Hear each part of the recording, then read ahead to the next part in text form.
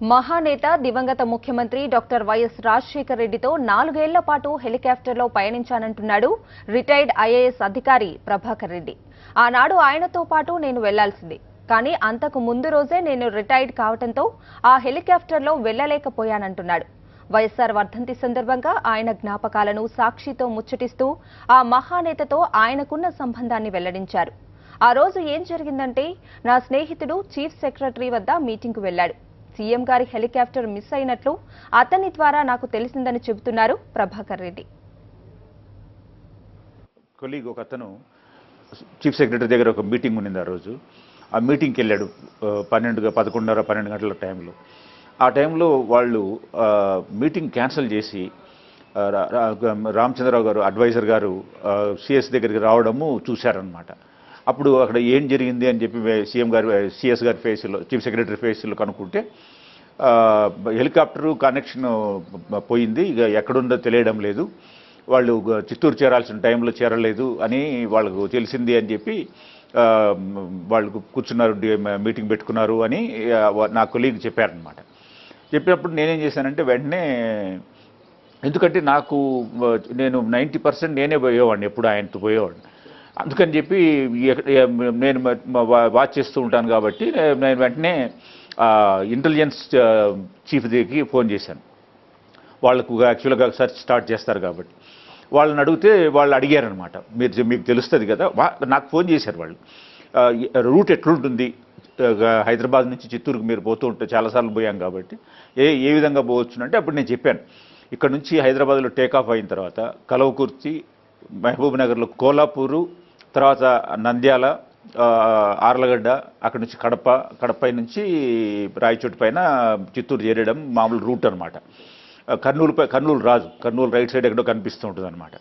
So నేనేం చెప్పానంటే, time బట్టి ½ అన్ అవర్ అయింది కాబట్టి ఇది ఎయిదర్ కృష్ణానది పైన, అంటే ఈ పక్కన కొల్లాపూరు, ఆ పక్కన నందికొట్కూరు మధ్యలో కృష్ణానది దగ్గరికి ఎక్కడో చోట ల్యాండ్ అన్నా అయి ఉండాలి, లేకపోతే కొంచెం దాటింటే ఆర్లగడ్డ దగ్గరికి ఉంటుంది అని చెప్పి అక్కడ స్టార్ట్ చేయమన్నాం అనమాట. రెండోది, ఆ రోజు వర్షం పడుతుంది. వర్షం పడుతున్నప్పుడు ఏంటంటే ఇప్పుడు నేను చెప్పిన ప్లేస్ కొల్లాపూరు, నందికొట్కూరు మధ్యలో నదికి ఆ వైపున ఈ వైపున అంత అడవి ఉంటుంది, శ్రీశైలం ఫారెస్ట్ అవి ఉంటాయన్నమాట.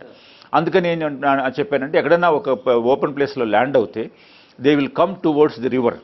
ఇప్పుడు మన చిన్న చిన్న పాయలన్నీ నీళ్లు రివర్ వైపుకి వస్తూ ఉంటాయి కాబట్టి అది చూజ్ చేసుకుంటారు ఆ పైలట్ కానీ బిల్డ్ సెక్యూరిటీ వాళ్ళు.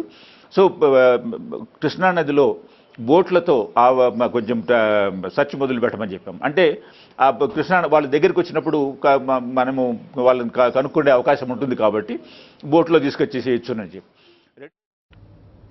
ఆ రోజు హెలికాప్టర్ మిస్ అయిన వెంటనే కలత చెందామంటున్నారు retired IAS Prabhakar Reddy. Helicopter జాడ కోసం నాకున్న అనుభవాన్ని అధికారులతో పంచుకున్నానని వెల్లడిస్తున్నారు. నదులకి ఉండే సర్పంచుల ఫోన్ నంబర్లు దొరుకుతాయి, సెల్ ఫోన్ నంబర్లు, వాళ్ళకి మెసేజ్లు పెట్టమన్నాం.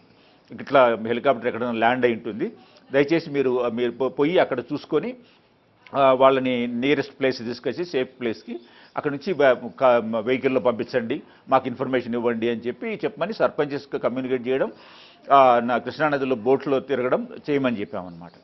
సో ఆ తర్వాత ఏమైందంటే, వీళ్ళు ఈ టెలిఫోన్ సిగ్నల్ ఆన్ చేసి ట్రై చేస్తుంటే ఆత్మకూరు దగ్గర, ఆర్లగడ్డ అక్కడ ఆత్మకూరు దగ్గర వీళ్ళకి సిగ్నల్ రీచ్ అవుతున్నట్టు కనపడుతున్నాడు. అంటే ఫోను సిగ్నల్ ఎక్కడ పోతుంది అనేది టవర్ చూపిస్తుంది అనమాట. అట్లా కనుక్కున్నారు వీళ్ళు. సో ఆ రోజు వరకు అన్ని ప్రయత్నాలు చేసినారు, కానీ ఆ రోజు 2వ తారీఖు రాత్రి వరకు ఏమీ మనకి ఇన్ఫర్మేషన్ తెలియలేదు. మరుసటి రోజు ఈ ఆర్మీ హెలికాప్టర్ల వాళ్ళు వచ్చి వాళ్ళు మార్నింగ్ 6-7 మధ్యలో వాళ్ళు లొకేట్ చేసుకున్నారనమాట. లొకేట్ చేస్తే నేను 8:30కి ఇంటెలిజెన్స్ చీఫ్ ఫోన్ చేశాను, మార్నింగ్ 8:30కి చేస్తే, సార్ లొకేట్ చేశామన్నారు. ఎక్కడ ఏమన్నా అంటే, ఇట్లా ఆత్మకూరు ఇక్కడ దగ్గర ఒక హిల్లక్లో ఉంది, కొండపైన జరిగింది అని చెప్పారనమాట. ఎట్లుందంటే క్రాష్ సార్ అని చెప్పారు 8:30కి. సో క్రాష్ అంటే న్యాచురల్గా వీ కెన్ ఎక్స్పెక్ట్ ట్రాజెడీ అనమాట. దివంగత నేత ముఖ్యమంత్రి YS Rajasekhara Reddy helicopter crash అయిందంటే కంగుతిన్నానంటున్నారు రిటైర్డ్ ఐఏఎస్ అధికారి ప్రభాకర్ రెడ్డి. ఎవరూ ఊహించని పరిణామం జరగటం చాలా బాధ కలిగించిందని, వైఎస్ఆర్ హెలికాప్టర్ ఎక్కిన తర్వాత కొద్దిసేపటికే నిద్రపోయే అలవాటు ఉందని చెబుతున్నారు. మిస్ అయినప్పుడు ఇంకా ఢిల్లీ వాళ్ళకి కన్ఫర్మేషన్ చెప్పాము. యాక్చువల్గా దాన్ని డిక్లేర్ చేయాలి అంటే కలెక్టర్ అక్కడికి వెళ్ళి కలెక్టర్ ఈ డెడ్ బాడీ చూస్తేనే వాళ్ళు డిక్లేర్ చేయరనమాట. ఆర్మీ వాళ్ళు చేయలేరు. అందుకని కలెక్టర్ని తీసుకుపోయి హెలికాప్టర్ నుంచి అతన్ని అక్కడ తీసుకుపోయి దింపి అక్కడ నుంచి కలెక్టర్కు చెప్పిన తర్వాత కన్ఫర్మ్ చేశారనమాట. అది మళ్ళీ అనౌన్స్ చేయడం జరిగిందన్నమాట. ఎవ్వరు కూడా ఇది క్రాష్ అవుతుంది అనేది ఎవ్వరు నమ్మలేదు. నేను కూడా క్రాస్ అవుతుంది అనుకోలేదు. ఎందుకంటే నేను అనేకసార్లు పోయాను, క్రాస్ అయ్యే అవకాశాలు కూడా కనపడవు అనమాట. ఏదైనా ప్రాబ్లం వస్తే దగ్గరుండి చోట ల్యాండ్ అవుతుంది. ఉదాహరణకి అంతకుముందు ఒక 2 నెలల క్రితము హైదరాబాద్కు వస్తూ కర్నూలు నుంచి వైపు నుంచి జడ్చర్లలో ల్యాండ్ అయ్యి జడ్చర్ల నుంచి రోడ్లు వచ్చారు. సో హెలికాప్టర్లో అది ఏంటంటే చాలా సొఫిస్టికేటెడ్ హెలికాప్టర్. అంత సులభంగా దాంట్లో జరిగే అవకాశం లేదు. డబుల్ ఇంజిన్ అనమాట. డబుల్ ఇంజిన్ ఉన్నప్పుడు మామూలుగా that is more safe than single engine thing అనమాట. అట్లా దానికి సొఫిస్టికేటెడ్ ఉంది కాబట్టి దానికి క్రాష్ అయ్యే అవకాశం తక్కువ. కాబట్టి ఎక్కడో చోట ల్యాండ్ అయి ఉంటారు ఓపెన్ ప్లేస్లో.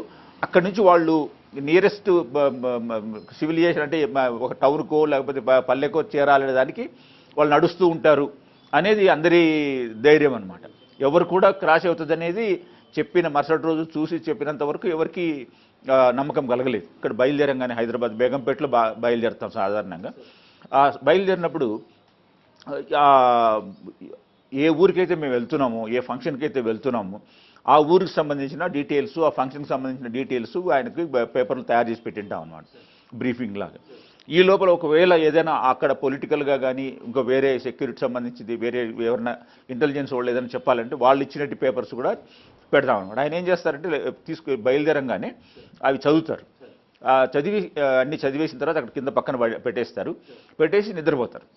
సో నార్మల్గా ఆయన ప్రాక్టీస్ 10 మినిట్స్ తర్వాత టేక్ ఆఫ్ తర్వాత నిద్రపోతాడనమాట. మళ్ళీ ల్యాండ్ అవుతుంది అని చెప్పినప్పుడు హెలికాప్టర్ స్లో డౌన్ అయింది అని తెలిసినప్పుడు అప్పుడు లేచి రెడీ అయిపోతారు.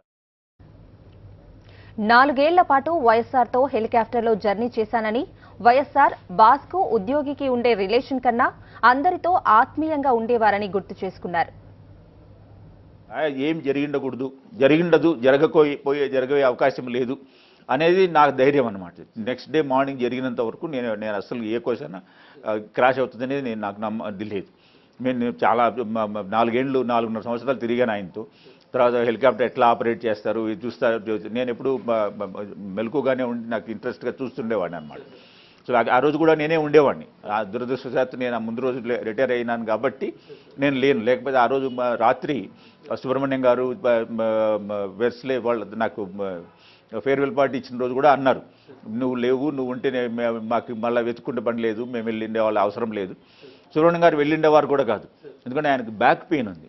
బ్యాక్ పెయిన్తో ఆయన 2.5 hours స్ట్రైట్ కూర్చోలేరు. సో డెఫినెట్గా నేను ఉండేవాడిని. అది కాకుండా ఒకరోజు ముందు రిటైర్ కావడం కాబట్టి నేను లేకుండా పోవడం జరిగిందనమాట.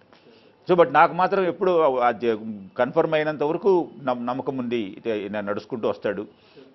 పెద్ద ఆయన అందులో ఎక్సర్సైజ్ చేసిన బాడీ కాబట్టి ఎంత దూరమైన నడవగలుగుతాడు అనేది నా ధైర్యంగా ఉండేను.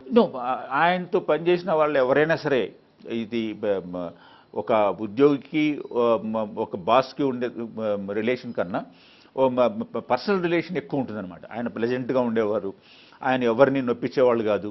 ఆయనతో మాట్లాడడము, ఆయనతో వర్క్ చేయడం అనేది ఎవరికైనా ఇష్టపడతారు. కాబట్టి ఏ అధికారి అయినా కూడా 90%, 10%, వై 90% అందరూ కూడా ఆయనకు ఏమి జరిగిండకూడదు, ఆయన బాగుండాలి, ఆయన క్షేమంగా తిరిగి రావాలి అనే దృష్టిలోనే ఉన్నారన్నమాట. ఇది ఏదైతే జరగకూడదో అది అలాంటి జరిగే పరిస్థితి రాకూడదు అనేది ప్రతి ఒక్కరికి ఉండింది. ఆయనతో పనిచేసిన వాళ్ళకి కానీ ఆయన చుట్టూ తెలిసిన వాళ్ళకి కానీ అందరికీ నాకు తెలిసి ప్రతి ఒక్కరి బాధ ఒకటే ఉండింది. ఆయన మళ్ళీ నడుచుకుంటూ రావాలి, నడుచుకొని తిరిగి రావాలి అనేది ప్రతి ఒక్కరి ఆకాంక్ష అన్నమాట.